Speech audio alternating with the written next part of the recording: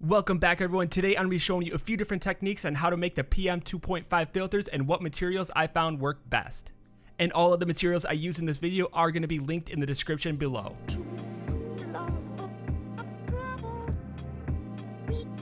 First up, we have the vacuum bags, and I grabbed the ones with the antibacterial filter in their premium bags. This is a really good alternative. You can buy them in bulk and they're not expensive. I grabbed two different models of these bags to test out both of them. As far as I know, the inside is exactly the same. So I recommend grabbing the bigger bag so you have more of the material to work with.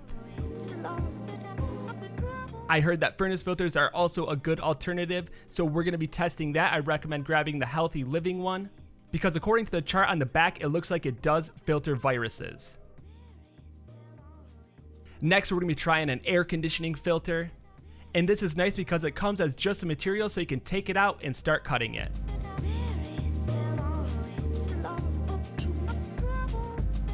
A simpler option we're going to be testing out is a pillowcase or a dish towel.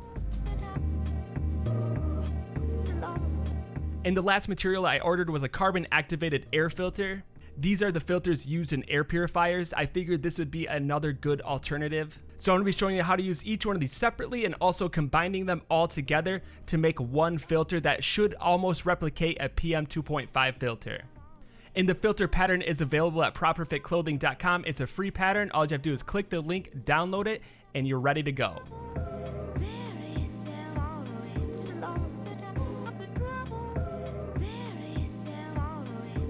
And the first option we're going to start with is the vacuum bag. So what you're going to do is take it apart, but be very careful not to mess up or rip the fabric on the inside of the bag. And this can be done by taking it apart at where they glued the layers together. And I started by detaching the top corners and then going to the bottom and unrolling the bottom. Once you have the top and bottoms opened up, then you can work on the center, and you can either cut it with scissors or you can peel it apart. And now that you have it opened up, you're going to want to go ahead and separate the outside layer from that inside fabric.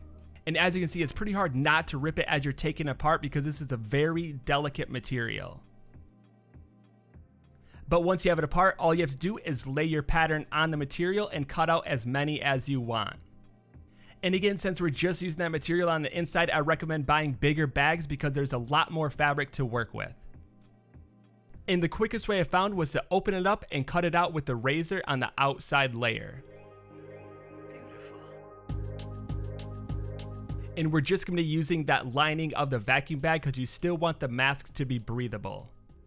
So I went ahead and cut out 4 layers, and I'm going to be putting these together. And since it is so delicate, I found that tape works best folding it over the outside edges. And it's totally up to you on how many layers you want to use, and if you want to tape all the way around the outside edge or just the sides.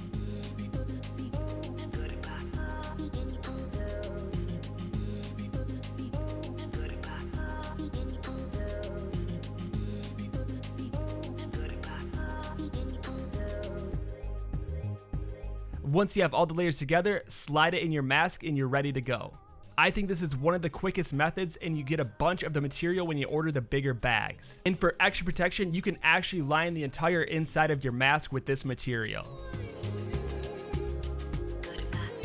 Next up, we have the air conditioner filter, and we're doing the exact same thing, and this one's super simple. Just trace out your pattern and throw it in your mask. And again, you can cut out as many layers as you want and just tape them together.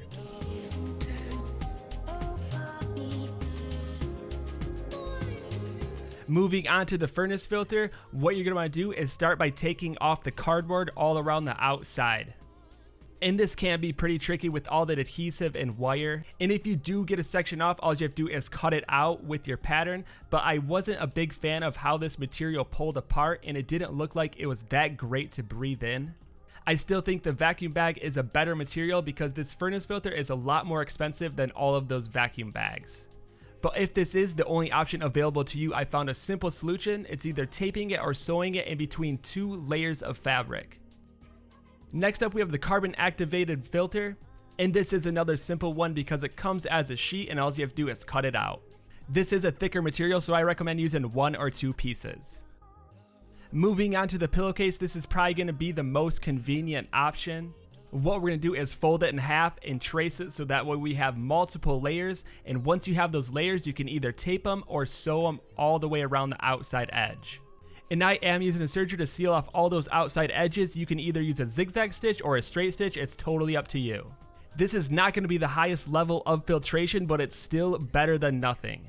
And if you're worried about the holes that the needle make, you can totally tape all the way around the outside edge. Any one of these materials alone can be used as a replacement for the PM2.5 filter. Next, we're going to show you how to combine a few of them and try to make the best possible solution from household materials.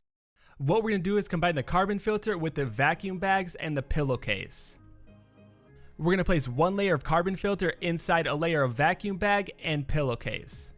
And if you don't have a carbon filter, that's fine. You can just use the vacuum bags and the pillowcase, or any of the other filters used in the previous steps. And again, we're gonna sew around the outside edge, but if you don't wanna do this or you don't have a sewing machine, all you have to do is tape. And again, the other option is to use just the vacuum bag and do the same thing. Either sew or tape around the outside edge.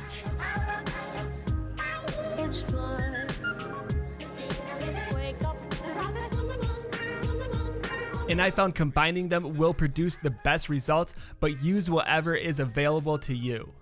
And these all just are alternative options. I researched these materials and found that these are the best to use, but still do your own research, find materials that work best for you. I recommend looking at HEPA materials.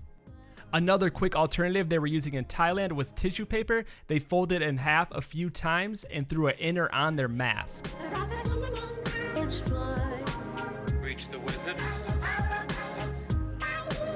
And the last few alternatives I found were dish towels and blue shop towels. But I highly recommend searching household HEPA materials that will work best for you and you have laying around.